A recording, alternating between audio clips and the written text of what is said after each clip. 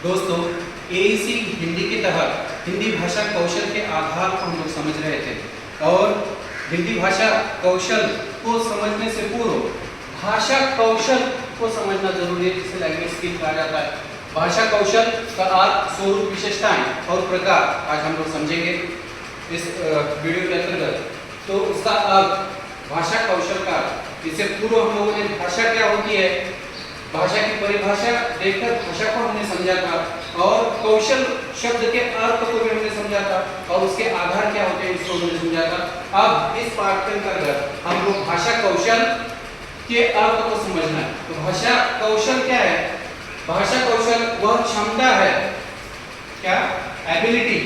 भाषा कौशल वह क्षमता है जिसके द्वारा व्यक्ति अपनी भाषा को प्रभावी ढंग से, व्यक्ति क्या करता है? अपनी भाषा को प्रभावी ढंग से बोलने, सुनने, पढ़ने और लिखने में सक्षम होता है। मतलब बढ़िया तरीके से वो बोल पाता है, संवाद स्थापित कर सकता है, अभिव्यक्त हो सकता है, बढ़िया तरीके से सुनने की प्रक्रिया, सुनने की क्षमता को किस प्रकार से विकास कर सकता है? तो सुनकर समझ विकसित कर सकता है। फिर पढ़ने की जो है क्षमता का विकास कर सकता है और साथ ही साथ लिखने में भी वह सक्षम हो सकता है। तो भाषा कौशल वह क्षमता है जिसके द्वारा व्यक्ति अपनी भाषा को प्रभावी ढंग से बोलने, सुनने और पढ़ने, लिखने में सक्षम होता है। यह कौशल किसी भी भाषा के प्रयोग में दक्षता को दर्शाता है।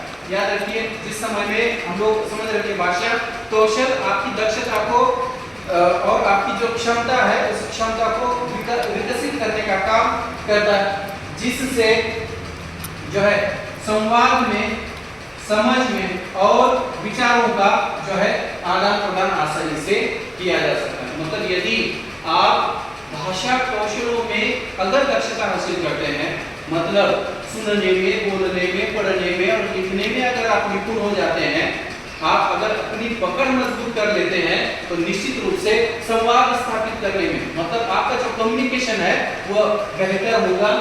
साथ ही साथ आपकी जो समझ है वह समझ जो है विकसित हो जाएगी और आपके विचार जो है बढ़िया तरीके से आप उन विचारों को अभिव्यक्त कर पाएंगे।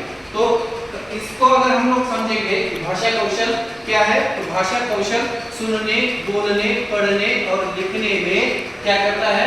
क्षमता विकसित करता है, आपको निपुण बनाता है, आपको जो है आपकी स्किल डेवलप करता है। आप बढ़िया तरीके से बोल पाते हैं, आप बढ़िया तरीके से सुन पाते हैं, सुनकर वह जो मैसेज है उस मैसेज को सुनकर जो है उसके अर्थ को समझने की कोशिश करते हैं, उसके भीतरी और उसके गहराई तक पहुंचने की कोशिश करते हैं।